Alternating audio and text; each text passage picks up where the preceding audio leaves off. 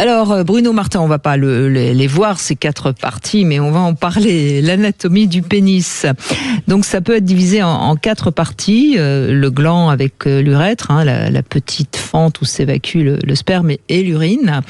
C'est d'ailleurs le problème pour certaines femmes, que de savoir que c'est aussi par là que s'évacue l'urine. Mais bref, le frein et le prépuce, sauf en cas de circoncision évidemment.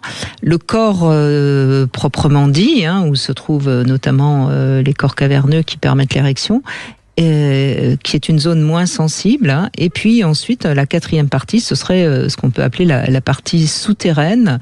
Et c'est important donc parce que quand on étire un peu la verge, ça provoque d'autres sensations. Et puis il y a ensuite évidemment les testicules qui sont peut-être un peu trop souvent oubliés par les femmes, alors que ça joue un rôle essentiel dans la masculinité. Elles sont fragiles, mais très sensibles, on peut les chatouiller, les gratouiller, les embrasser, les serrer, enfin bref, je pourrais continuer. Et chaque homme a son propre mode d'emploi. Beaucoup de femmes ont tendance à croire qu'on fait la fellation de la même manière avec tous les hommes. Non, vous avez aussi vos spécificités. Et comprendre comment ça marche, c'est quand même important. C'est donc le sang qui rentre et gonfle les corps caverneux. Il y a un petit claquet qui se ferme ou qui s'ouvre et qui fait tomber ou maintenir l'érection. Voilà. Et puis on parle de plus en plus de ce fameux point H, qui est donc à l'intérieur de l'anus, bien qu'on puisse le stimuler en appuyant sur la zone considérée comme périnéale, et ça provoque également d'autres sensations qui peuvent même aller jusqu'à l'orgasme, et il y a des jouets d'ailleurs spéciaux pour stimuler le point H.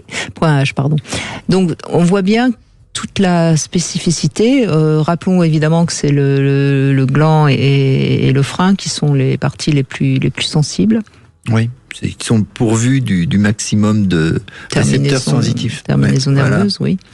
Puis le petit corps spongieux sous les 2 corps caverneux, au plein milieu, en dessous. Oui. Qui est un corps érectile aussi. Bon, et c'est vrai que ça va s'aboucher très loin derrière, sur les 2 os iliaques. Ça vient se caler là-dessous. Mais c'est comme toute chose, c'est complexe.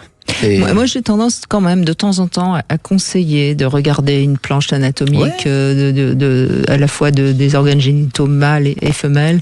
Ça permet de mieux comprendre et parfois ça aide aussi par la visualisation d'être plus apte à être à l'aise dans tous ces rapports bucco-génitaux ou manuels. Oui, et puis comme vous disiez, il y a le mode excitatoire personnel. Chacun le sien. On a chacun nos façons de penser à notre imaginaire, ce que chacun veut voir, entendre, sentir, comment il a envie d'être touché, les rythmes, les pressions. On a chacun notre mode, et si on se le fait pas comprendre ou savoir, si on ne l'induit pas, l'autre n'est pas médium, et comme vous n'avez pas 2 femmes pareilles et 2 hommes pareils, des fois c'est un peu compliqué à faire concorder les 2.